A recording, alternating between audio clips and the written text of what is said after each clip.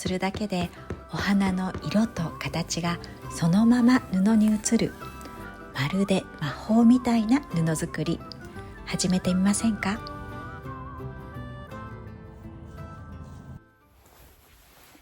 皆さんこんにちは、なみです。今日は日本発祥の染め方、お花の叩き染めをご紹介します。お花をトントンするだけでこんなに可愛い模様が作れるんです。でもこれをもっと綺麗に染めるコツっていうのがあるんですね。それが布の前処理。この一手間でお花の色がくっきり長持ちするんです。詳しい方法は後半でしっかりお伝えしますね。それでは始めましょう。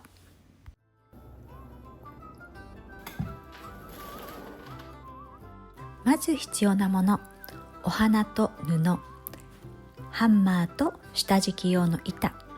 私は木の板を使っています。まな板や硬い台でも OK です。ビニール袋は汚れ防止用として使います。私は商品が入っていた袋などをリサイクルして使っています。見ての通りすっごく簡単です。布の上にお花を乗せる。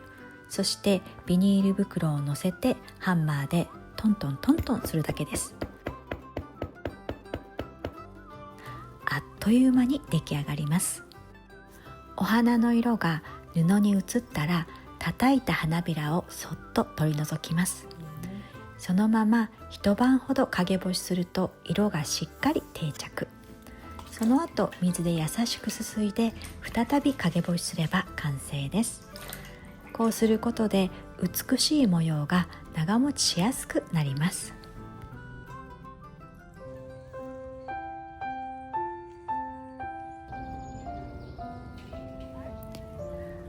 さて、お花の叩き染めをきれいに仕上げるコツはお花選びがポイントです。最もおすすめの花は2つあります。まずは身近にあるお花から。マリーゴールド、夏の代表的なお花で種から育てやすく、苗も手軽に手に入りますよね。お庭で育てている方も多く、初心者にも育てやすいお花です。さらに草木染めにもよく使われ、トマトのコンパニオンプランツとしても有名ですよね。マリーゴールドと一緒に植えることでトマトを害虫から守る効果があるんです。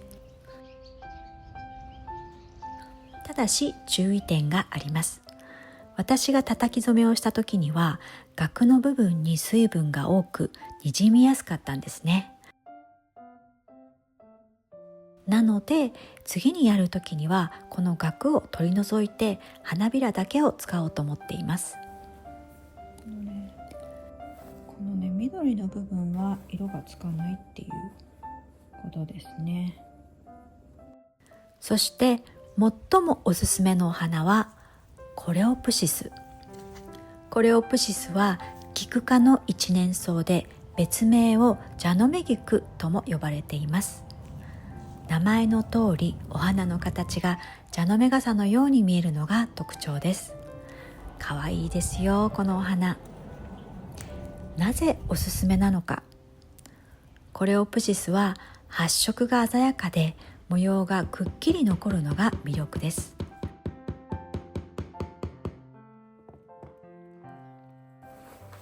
ちょっとじゃあ開けてみます。わ、綺麗。いろいろなタイプがありますが、黄色い花びらに中心が濃い赤のものが特におすすめです。これを叩くとこのツートンカラーがそのまま布にプリントされます。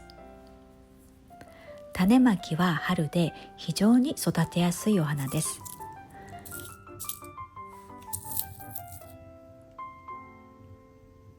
マリーゴールドもコレオプシスも初夏から霜が降りるまで長く咲き続けるので、この期間ずっとね、長い間叩き染めが楽しめます。ただ秋が深まってくると色素が変化するので、叩き染めにするなら夏がベストです。その他に叩き染めに使えるお花としてはキバナコスモスとタンポポ。黄色系のお花っていうのは、安定した発色が期待できるので、より初心者向きだと思います。またマゼンダ色のお花も美しく発色します。コスモス、スカビオサ、ヤグルマソウ、これらのお花は様々な色がありますが、叩き染めにおすすめなのは濃いマゼンダ色のもの。濃い色ほどしっかり染まり、模様がくっきり出やすいので、ぜひ選んでみてください。そしてうちの庭には毎年こぼれ種で育つスイートピーがあります。濃い紫系の色が咲くのですが、これも叩き染めでしっかり染まります。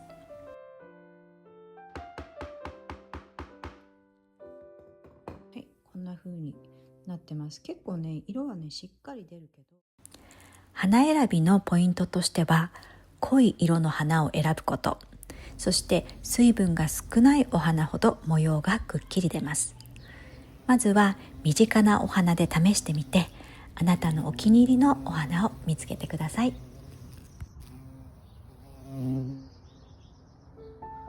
せっかくお花の色を布に閉じ込めるなら、もっときれいに染めたいですよね。そのために大切なのが布の前処理。実はこの工程をするかしないかで発色や色持ちが大きく変わるんです。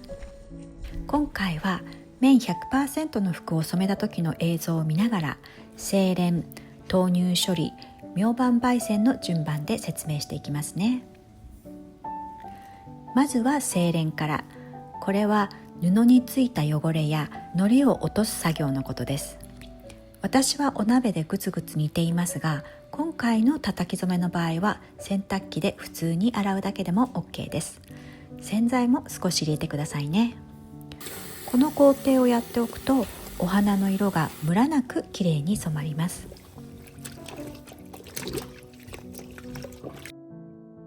次にお花の色をくっきり布に移すために豆乳処理をします。